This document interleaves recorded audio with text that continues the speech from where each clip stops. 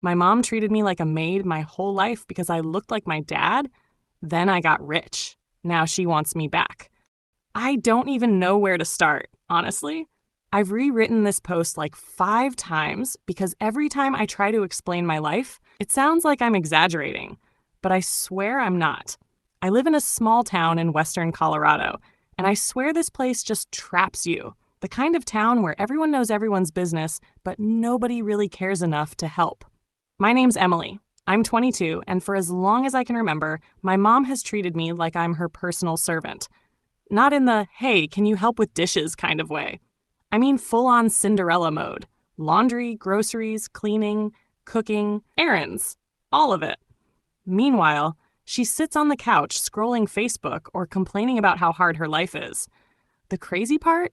I actually believed it was normal for years. I thought maybe I owed her. She's a single mom. My dad left when I was around 5, and she never stopped talking about how much he ruined her life. I didn't realize until later that every time she looked at me, she saw him.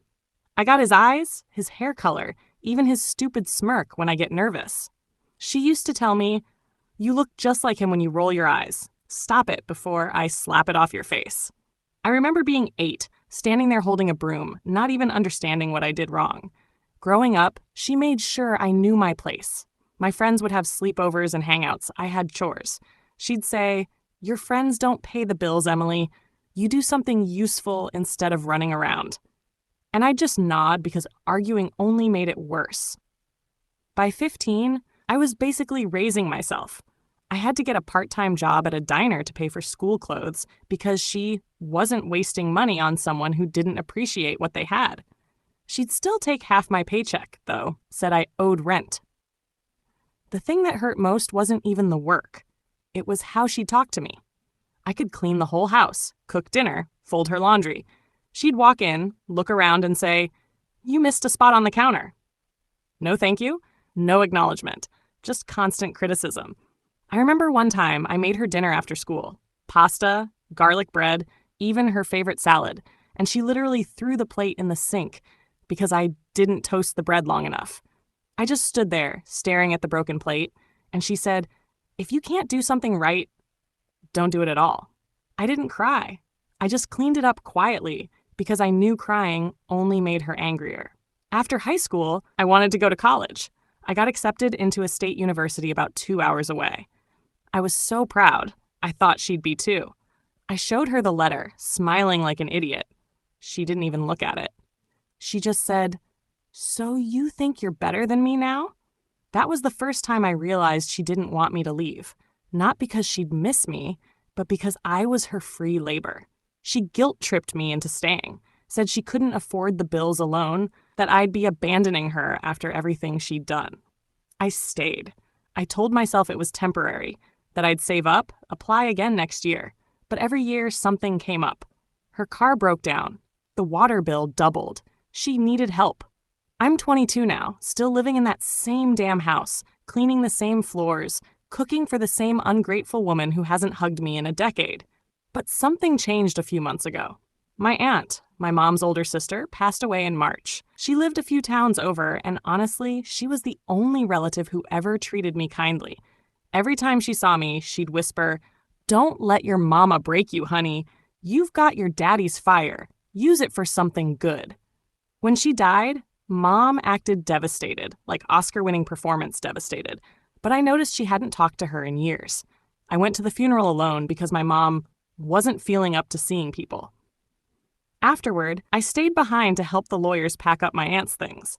They told me she'd left a will. I didn't think much of it. I figured everything would go to her son or maybe a charity. But apparently, she'd written something unusual.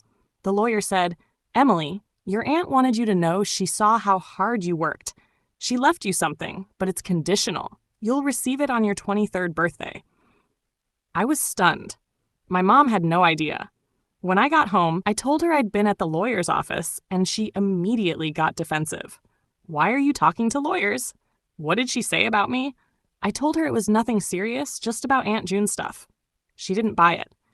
That night, she started treating me worse, like noticeably worse. She'd forget to buy groceries and blame me. She'd scream about random things like the Wi-Fi being slow. I swear she was looking for reasons to make me miserable. Last week it got bad. Really bad. She came home drunk. She's not usually a drinker, but when she does, it's ugly. I was in the kitchen doing dishes, and she started ranting about how ungrateful I am. She said, "You think you're so perfect, huh? You think you're going to be someone? You're nothing, Emily. You're just like your damn father, a quitter." Then she said something that broke me. "I wish I'd never had you. If I could trade you for a clean house, I would." I didn't even respond. I just froze. She pushed past me, knocking over a glass that shattered on the floor. I cleaned it up after she went to bed. I didn't sleep that night. I just sat there, staring at the wall, wondering why I keep letting her do this to me. The next morning, I packed a bag. I didn't leave. Not yet. I just needed to feel like I could. I hid it in my closet, ready for the day I finally walk out. My birthday's in February. I'll be 23. I don't know what my aunt left me, and honestly, it might be nothing big. But just knowing there's something, anything, waiting for me gives me hope. I've started saving secretly, too. I got a remote job doing virtual assistant work. Nothing fancy, but it pays enough. I told my mom I'm helping a friend so she doesn't ask questions. Some nights, I imagine what it'll be like when I finally move out. Maybe I'll rent a small place in Denver, decorate it however I want, wake up without someone yelling my name. Maybe I'll finally breathe. I used to think if I worked hard enough, my mom would love me again. But I've realized something. She never loved me. She loved the version of me that served her. I'm done serving. If I'm honest, I still feel guilty sometimes. I'll look at her passed out on the couch and think she's all I've got. But then I remember, she's also the reason I have nothing. I don't know how the story ends yet. Maybe I'll get out and finally live my own life. Maybe she'll find another reason to drag me back down. But for the first time in years, I feel like I have something she can't take from me. Hope. I'll update you guys after my birthday. If that lawyer's letter means anything, maybe this time next year, I won't be writing this from her house. Maybe I'll be free.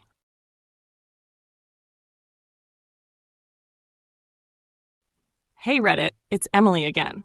I didn't expect so many people to read my last post, but honestly, your comments made me cry, in a good way.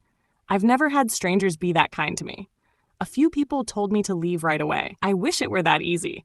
But if you've ever lived under someone like my mom, you know it's never that simple. It's been about a month since I wrote that post. I'm still here, still counting down to my 23rd birthday in February. But lately the house feels heavier, like she knows something's changing. She keeps asking weird questions. You been talking to anyone from June's side of the family? Why you always on that laptop lately? You hiding something from me? I just shrug and say, work stuff. She'll stare at me for a few seconds like she's trying to read my mind, then mutter something under her breath. Her new thing is guilt-tripping me through silence. She doesn't yell much right now, just slams cabinets, sighs loudly, leaves passive-aggressive notes like, "Would be nice if someone remembered to take the trash out." Then when I actually take it out, she says, "You didn't tie the bag tight enough." One night last week, she walked into my room without knocking while I was on a video call with my remote job client. She saw my headset, the spreadsheets, the PayPal tab open. "Who's paying you?" she asked. I said, "Just freelance work." She squinted. "You better not be doing anything illegal on my Wi-Fi." I swear, this woman could make volunteering at a hospital sound suspicious. She's been extra paranoid since the holidays are coming up. Usually she drags me along to her friends' ugly sweater parties so she can show off her perfect daughter. This year, I told her I might have to work through Christmas week. She gave me that cold little smile, the one that never reaches her eyes, and said, "Of course, too busy for family now that you think you're somebody." That night, I overheard her on the phone with one of her friends saying, "She's been acting sneaky. I think she's planning to leave me." I wanted to scream. Maybe because you treat me like crap, but I just stayed quiet in my room. To stay sane, I've been writing little goals in a notebook. Simple things like find a cheap apartment listing near Denver, save $2,000 before February, get my driver's license renewed, don't cry when she yells. It sounds dumb, but checking those boxes keeps me focused. Every paycheck I transfer a bit into a separate account she doesn't know exists. It's not much, about $150 a week, but it's mine. There's one moment from last week that really stuck with me. I came home from running errands, and she was sitting at the kitchen table with this old photo album open. It was full of pictures of my dad, the same guy she always calls a deadbeat. She didn't even notice me at first. She was just staring at a photo of the two of them at some county fair, laughing.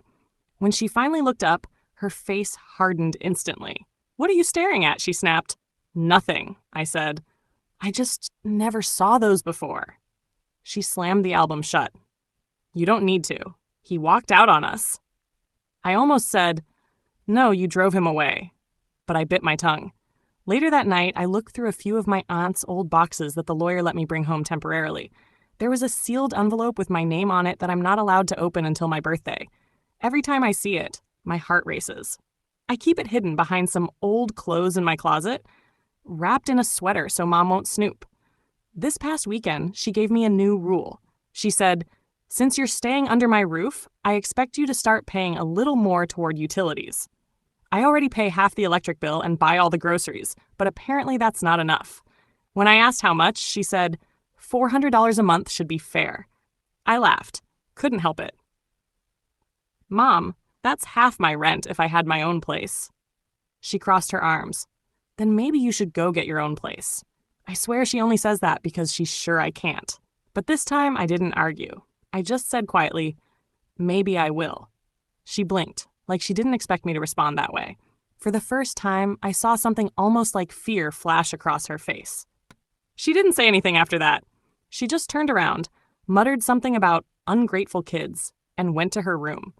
But since that night, her behavior has changed. She's more watchful now, like she's waiting for me to slip up. 2 days later, I caught her in my room. I'd gone for a short walk to clear my head, and when I came back, she was pretending to dust my shelves, something she has never done in her life. My heart dropped when I saw the closet door slightly open. "Looking for something?" I asked. She froze, then turned slowly. "I was just cleaning. You never do it right. I didn't even bother hiding my glare." "Stay out of my room," she scoffed. "Don't talk to me like that, little girl. You live here because of me." But this time, I didn't back down. I said, "No, I live here despite you." Then I walked past her, closed the closet, and locked it when she left. My hands were shaking, but I felt something new that I hadn't felt in years. Control. That night, I sat on my bed staring at the envelope my aunt left me. February was only 6 weeks away. I started fantasizing about what it could be. Maybe money, maybe a letter, maybe a property deed, anything that could help me start fresh. The next morning, Mom acted like nothing happened. She even made breakfast, which she never does. "I figured you'd be tired," she said sweetly, handing me a plate. My stomach twisted. It felt wrong. Half an hour later, she started her usual complaining again. "You think you can talk to me any kind of way now? You think I don't notice your attitude?" I just said, "I'm tired, Mom." She slammed her hand on the table. "You've been tired your whole life. Maybe if you weren't so much like your damn father." She stopped mid-sentence when she saw tears in my eyes. I didn't cry out loud. I just quietly stood up and said, "I'm leaving for work." Work, in this case, was just my remote job. I sat in my car parked a few blocks away for 2 hours, pretending to be somewhere else. A few nights later, I got an email from the lawyer handling my aunt's will. He wanted to confirm my address for final document delivery. My pulse spiked. I knew this meant things were getting close. But of course, I couldn't let my mom see that email. I deleted it and replied from my phone. I also told him to send everything to my P.O. box instead of our home address. He agreed. That same week, my mom got into some argument with her boss and ended up quitting her job. She told me at dinner like it was my fault. "Guess you'll have to help a little more around here until I find something new." I stared at her, fork halfway to my mouth. "You quit?" "I'm not taking disrespect from anyone. You wouldn't understand because you're weak like your father." That was her favorite line. Weak like your father. But she had no idea that every time she said it, it made me stronger. I started selling some of my old stuff online to add to my savings. Clothes, electronics, whatever I could spare. One night, she caught me packing a box and said, "You selling my things now?" I said, "No, mine." She didn't like that answer either. She's been trying harder to keep me emotionally tied down lately. Random compliments followed by insults. "You look nice today, though that hairstyle makes your face look fatter." Or, "Dinner's good tonight.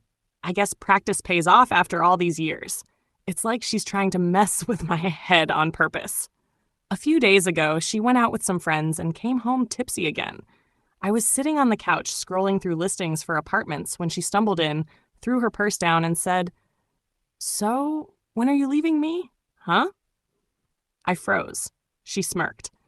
"I heard you talking on the phone earlier. You think I don't know you're planning something?" My voice shook. "You were listening?" "Of course I was," she said. "You think you can hide things in my house? You owe me, Emily. You owe me for 22 years of food and a roof. You think June would have cared about you if I hadn't raised you?" That last sentence hit hard. She said my aunt's name like venom. "She did care," I said quietly. "More than you ever did." She slapped the coffee mug off the table, shattering it. "Get out of my sight." I went to my room and locked the door. My heart was pounding so hard I could barely breathe. But I didn't cry this time. I just sat on my bed, pulled out the envelope, and whispered to myself, "Just a few more weeks." Now it's January 25th. My birthday's in less than 2 weeks. The tension in this house is unbearable. Every morning I wake up wondering if she's gone through my things again. But I'm not scared anymore. Just done. I've already found a cheap apartment in Denver. Tiny place. Kind of crappy. But it's mine. I haven't signed yet, just waiting to see what happens with the inheritance. I told the landlord I'll confirm by mid-February. My savings account has just over $1,800. It's not much, but it's enough for a deposit and a few months of rent. Last night, I caught my reflection in the bathroom mirror. For the first time, I realized she's right. I do look like my dad. And for the first time ever, I didn't hate that. I think she's starting to sense that too, that I'm slipping out of her control. She's been quieter, but that quiet is dangerous, like the calm before a storm. If I'm right, that storm's coming on my birthday. And this time, I won't be cleaning up after it.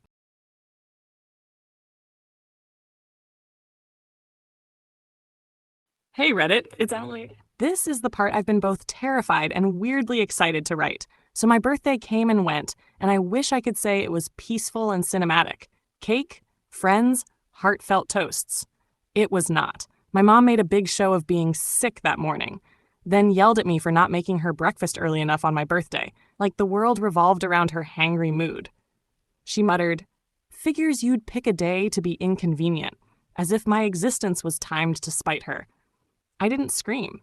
I didn't cry. I smiled, said "Happy birthday" to me, packed the envelope from my aunt into my backpack like it was a fragile bird, and left the house to meet the lawyer. I'd been anxious for weeks. That sealed envelope has been my secret comfort and my torment since December. I'd peeked at the envelope only once to confirm the lawyer's name and the date. Otherwise, I'd left it alone like a relic. The lawyer's office smelled like old paper and coffee. Mr. Harrow, old, polite, smelled faintly of peppermint, sat me down and said, "Miss Miranga, your aunt left very specific instructions. She wanted you to receive everything today, on your 23rd birthday, in private. She asked that I read her letter to you aloud." My mouth went dry. I nodded. He unfolded a typed letter and read quiet, careful sentences about pride, seeing potential, and not letting one's life be defined by someone else's anger. I cried when he said the words, "Use your freedom well." It wasn't even the money so much as the fact that someone thought I deserved more than the garbage I'd been handed. The contents were better than I dared hope. Aunt June left. A bank trust with $72,000 in liquid assets accessible to me immediately. A small cabin property out by a lake in a neighboring county. She'd owned it for years as a rental. It's old but rentable. She wrote that she wanted me to decide its fate, and a notarized note that if I wanted, I could sell the cabin and split proceeds in a way that would help start a life not shadowed by your mother's bitterness. That money changed everything in a practical way. I mean, $72K isn't a billionaire's check, but after years of scraping by it, felt like a miracle.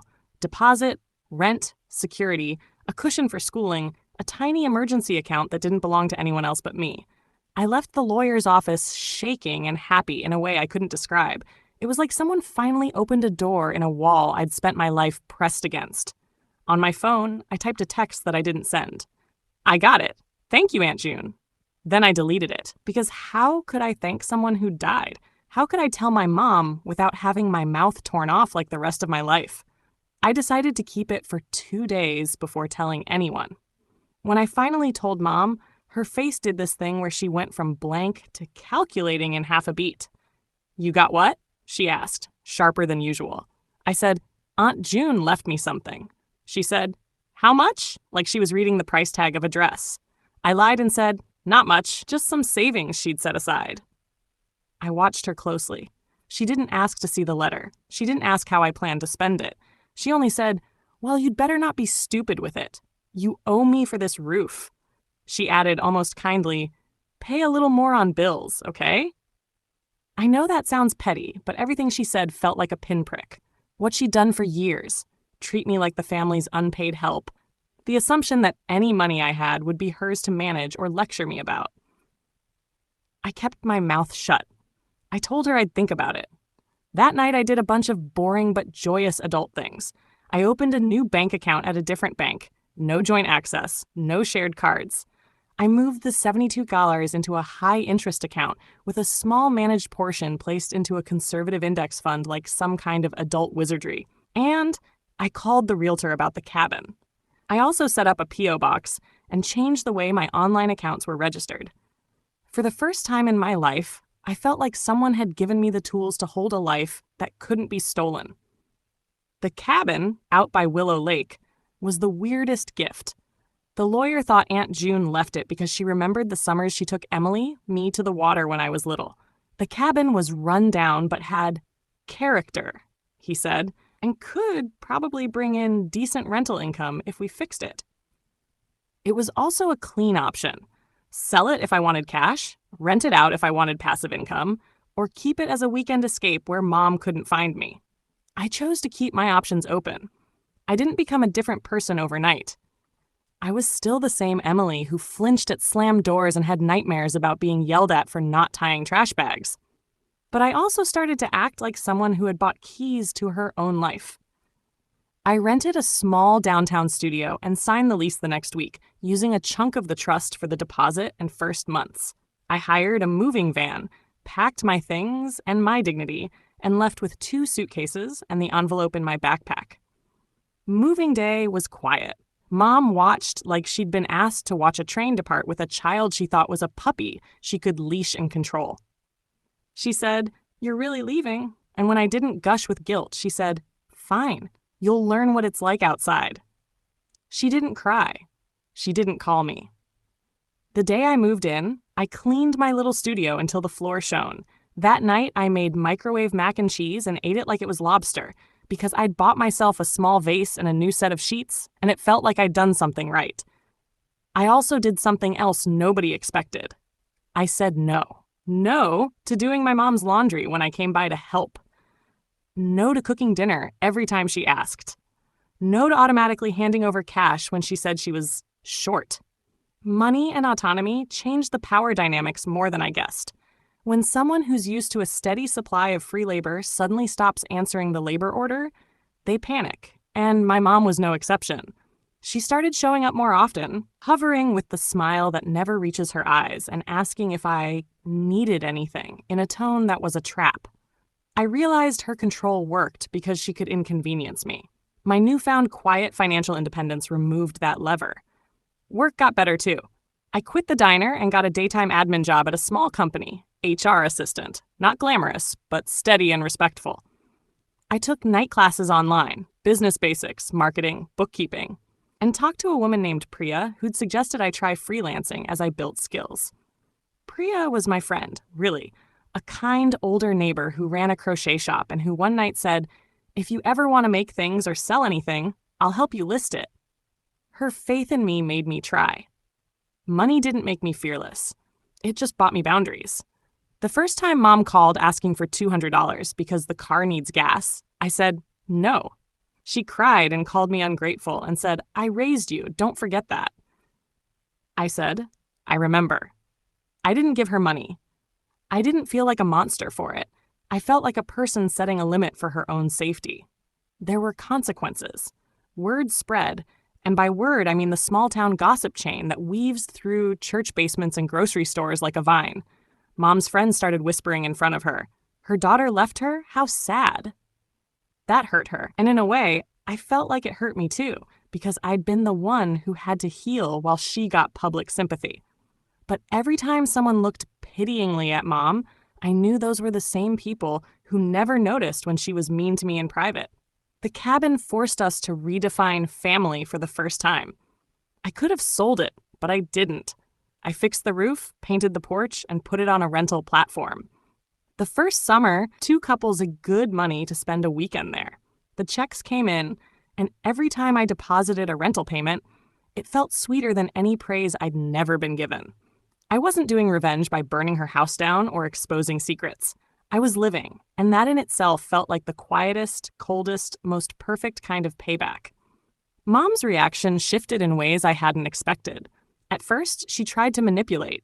Guilt, passive-aggressive jabs, showing up unannounced. When that stopped working, she turned to me with a new arsenal: pity and public performance. She would go to parties and say, "My daughter left me. She's so ungrateful." People would look at me with sad eyes and tell me I should go back. I started to realize those people thought I was throwing away family for money. They didn't see the decades of unpaid work or the times I'd stood there with a broom while she mocked me. I also started to notice things about myself that felt new. I laughed without putting a hand over my mouth. I let a friend, Priya's niece Mara, see the messy side of me, and she still hung around like I wasn't toxic. "You deserve to be happy," she told me once, and I realized I had no real rebuttal to that except to keep living. Small acts felt enormous. I bought my first new pair of shoes that weren't thrifted. I signed up for a community college class in accounting. I started a small listing for handmade candles. Priya had helped me set up pictures, and people bought them. It wasn't a fortune, but when I earned my first $300 from things I'd made and marketed myself, my chest felt like it had been rewired to hold oxygen properly. Mom noticed it all. She noticed that I stopped answering her at odd hours and that I no longer took her abuse like it was a family heirloom. She tried to cut me off. "Don't tell me you don't need me, you selfish thing." But the trust in the income had made the words hollow. She started asking for fewer favors and getting angrier about the ones she couldn't get. She'd stomp around and say, "Fine, be independent, see how that goes." She'd also tell her friends things like I'm worried about her to make herself look like the injured party. People would nod sympathetically. The revenge I was building was not flashy. It was not public humiliation or spectacle. It was a slow, deliberate thing.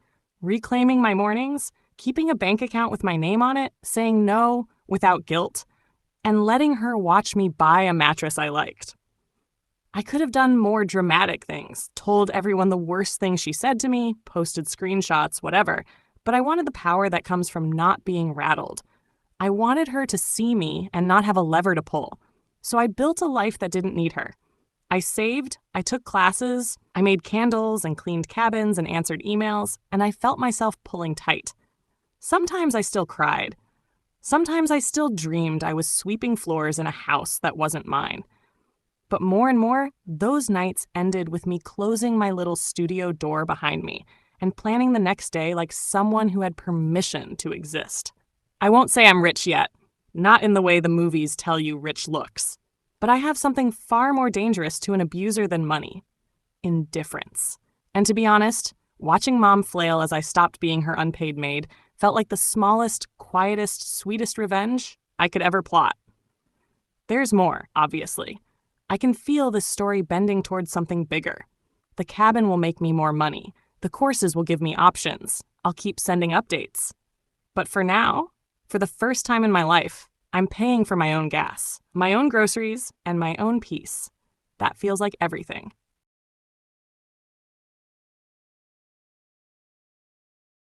Hi, everyone. It's Emily again. I wasn't sure I'd ever come back here, but it's the middle of winter now, and the world outside my window looks like a blank page.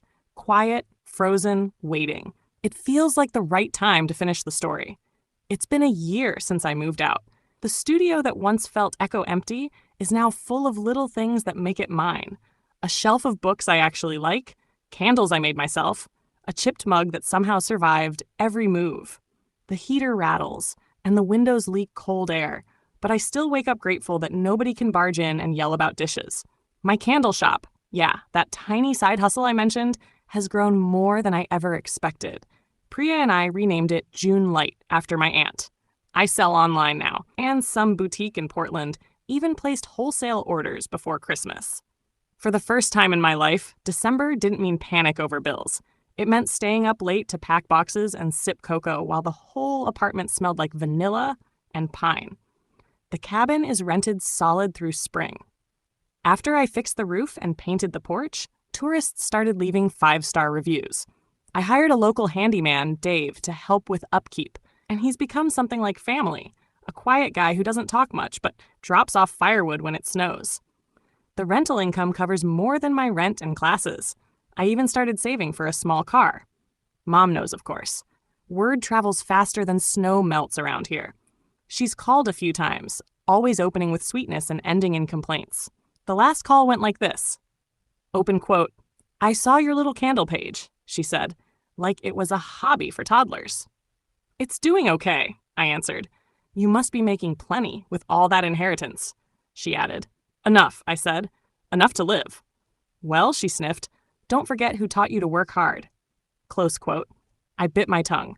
I could have listed every chore, every humiliation, but instead I just said, "Thanks, Mom," and let the silence hang until she said goodbye.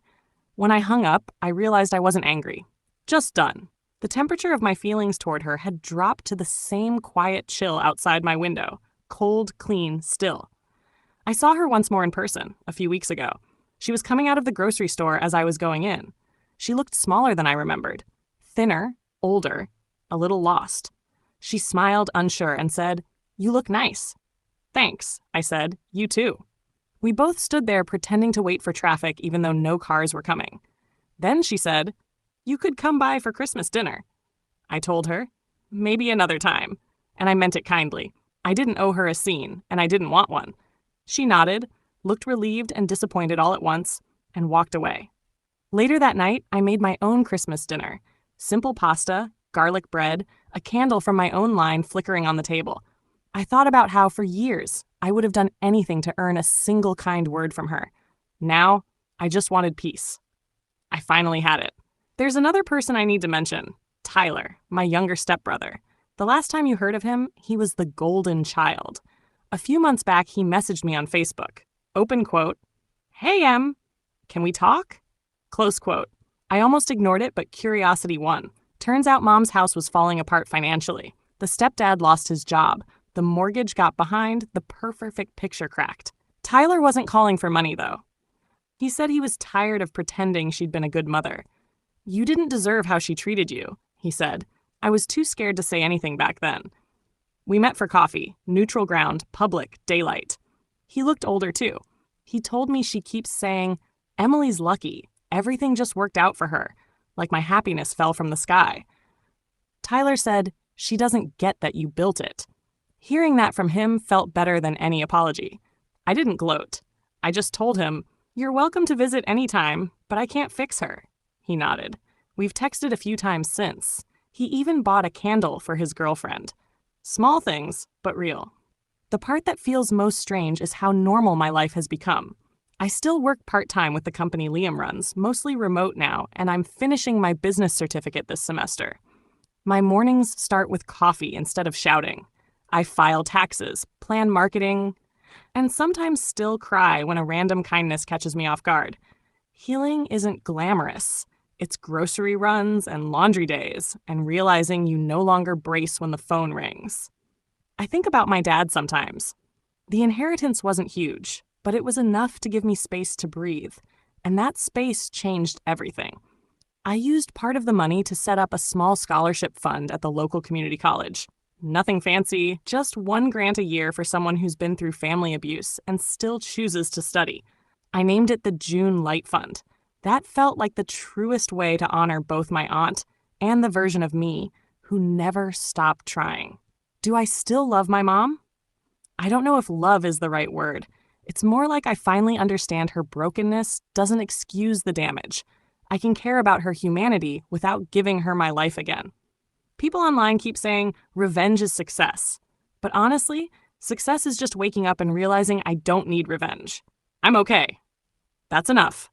Sometimes the quiet still scares me. There are nights when the wind howls through the gaps in the window, and I remember the years I'd lie awake listening for her footsteps. I light a candle then, a lavender one, slow burning, and I sit with the silence until it feels like mine again. I guess that's the real ending. Not some dramatic showdown or apology that fixes everything, but peace earned one small choice at a time. The winter outside is still cold, but my apartment is warm, and that warmth is mine. Thanks for reading, Reddit. For everyone stuck in a house that hurts. Save a little, dream a little, plan quietly. One day you'll open a door and realize the air on the other side belongs to you.